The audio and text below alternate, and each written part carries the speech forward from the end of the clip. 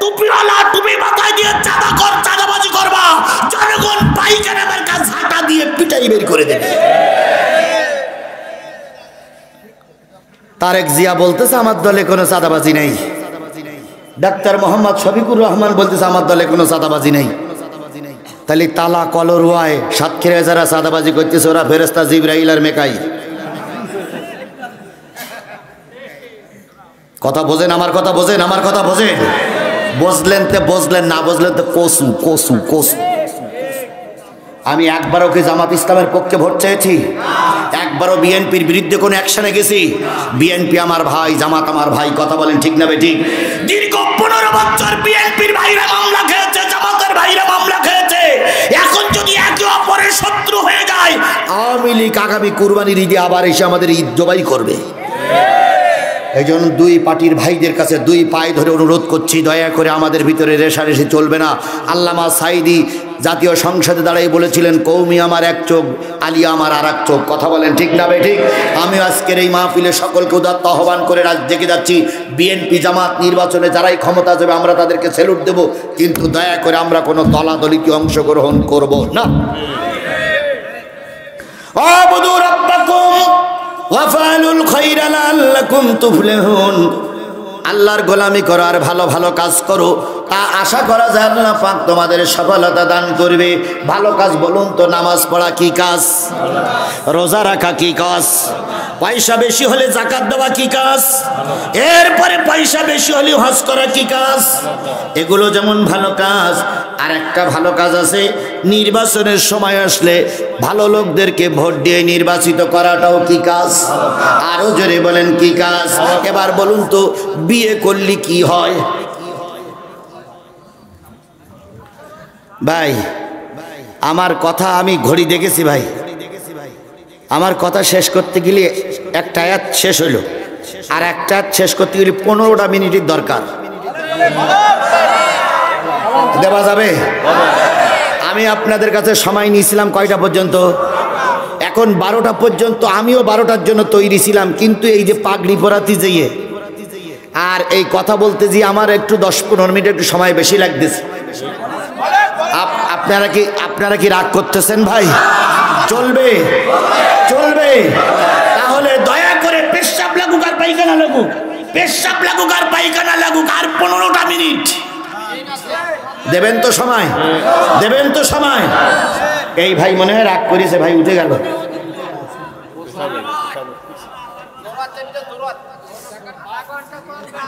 ও ভাই মুরব্বি, মুরব্বি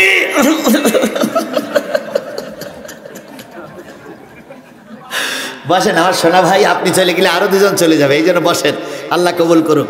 ও ভাই অনেকদিন পরে দেখা হয়েছে, হার হয়তো দেখা নাও হতে পারে। কথা বলেন ঠিক না বেঠিক? এখনো কি মনে করতেছেন দেশ পুরাপুরি স্বাধীন হয়েছে? না, কাফেরেরা চলে গেছে, মুনাফিকেরা প্রতিটা মোড়ে মোড়ে আমাদের বিরোধিতা করছে। সুতরাং মুনাফিকদের বিরুদ্ধে সোচ্চার হওয়া জরুরি। আমি যেটা বলছিলাম, বিয়ে করলে কি হয়? বউ বাচ্চা হয়, ছেলে মেয়ে হয়। এখন এটা ভালো কাজ না খারাপ কাজ? আবার বিয়ে ছাড়াও ছেলে মেয়ে হয়, এটা কি কাজ? কাজ কিন্তু একই। একটা মেয়ে আর একটা পুরুষ লোক এসে মেলামেশা করলে ছেলে হয়, বিয়ের পরে হলে বৈধ, আর বিয়ে ছাড়া হলে অবৈধ। একই কাজ বলে, কিন্তু 3 কালমা পড়ার পরে বাচ্চা কাচ্চা হলে কি হয়? আর কালমা ছাড়া যদি বাগানে আগানে হয় তাহলে কি হয়? অবৈধ হয়। ঠিক তদ্রূপ নির্বাচন কিন্তু একটা ভালো কাজ, নির্বাচন কিন্তু বৈধ কাজ, কিন্তু সেই বৈধ পন্থা অবলম্বন করিয়ে যে এমপি হয় ওটা হয় বৈধ এমপি। নির্বাচনের দিন কান হারাম সময় আসলো, ওরা নিজেরা ভোট দিল, আমাদের যাইতে দিল না, আমাদের ভোট কেন্দ্রের পাশেও যাইতে দিল না। বিয়ে ছাড়া বাচ্চা হলে যেমন জারজ অবৈধ হয়, যারা আমাদের ভোট ছাড়া রাতারাতি নেতা হয়ে ক্ষমতার মসনদে বসেছে, ওরা ছিল বিগত এই 15 বছরের জারজ নেতা।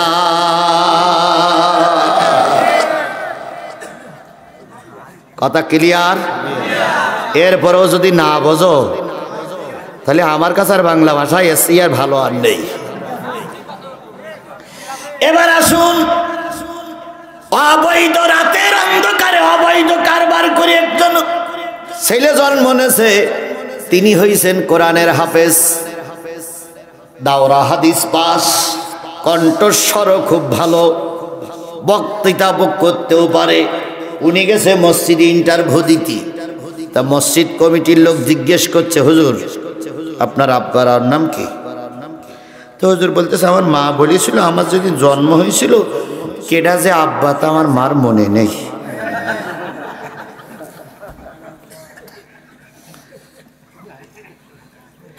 তো সভাপতি বলতেছে, আপনার আব্বার নাম মনে নেই মানে?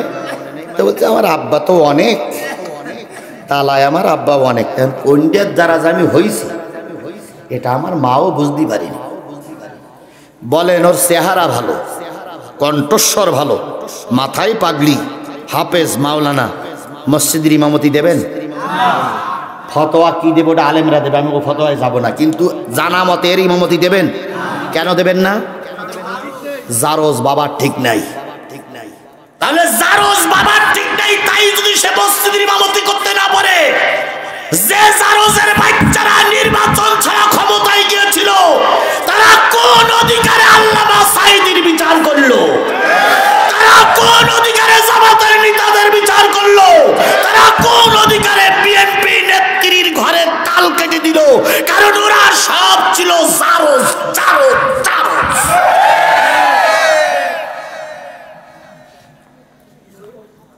সুতরাং অবৈধ নেতাদের যত বিচার হয়েছে সব অবৈধ। তাহলে আল্লামা সাঈদীর বিচার কি? মতিউর রহমানের নিজামের বিচার কি? আব্দুল কাদের মোল্লার বিচার কি? তাহলে অবৈধভাবে বিচার করেছে আমার সাতক্ষীরার প্রাণ পুরুষ প্রিন্সিপাল আব্দুল খালেকের বিরুদ্ধে যুদ্ধাপরাধী মামলা দিয়ে জেলখানায় তাকে ধুকে ধুকে মেরেছিল যে জারজের বাচ্চারা। এদের বিচার সাতক্ষীরার মাটিতে হবেই হবে হবে।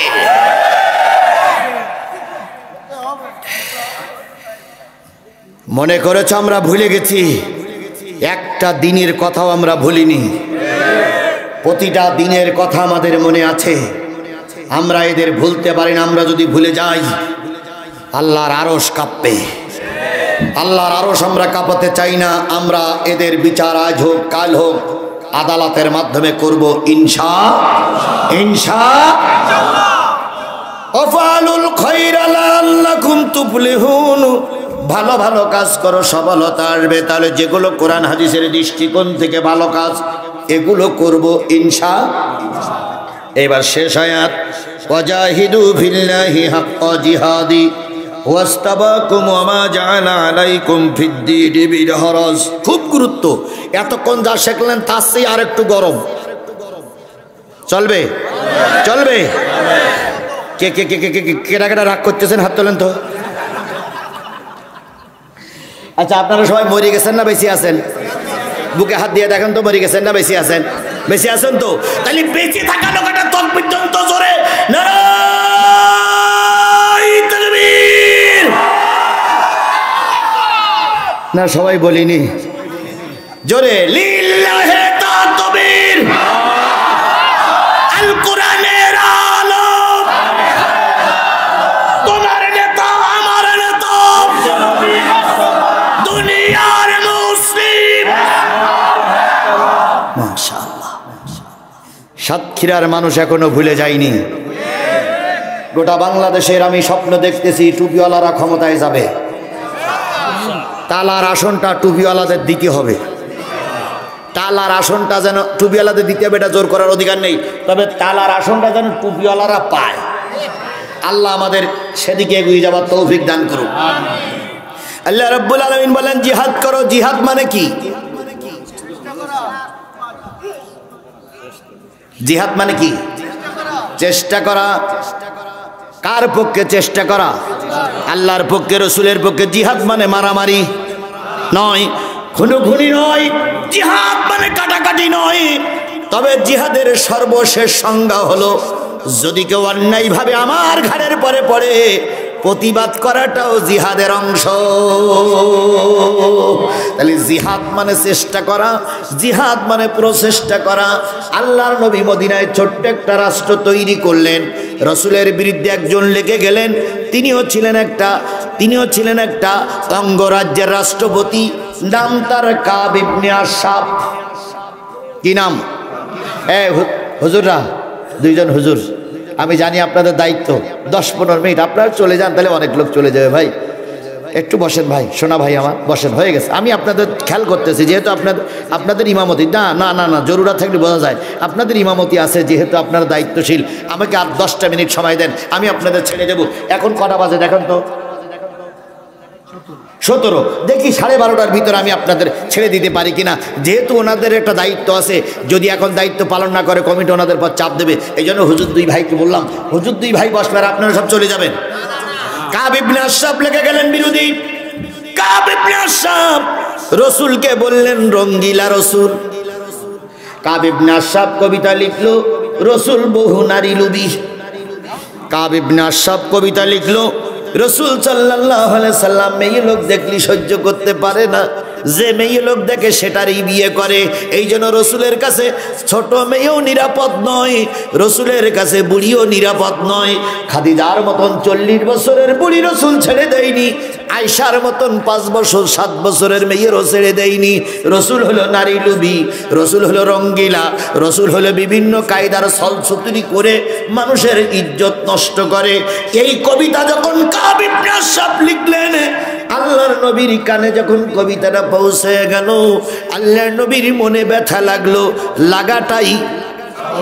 লাগাটাই বলুন তো, আমার নবী কি অধিক নারী লোভী ছিলেন?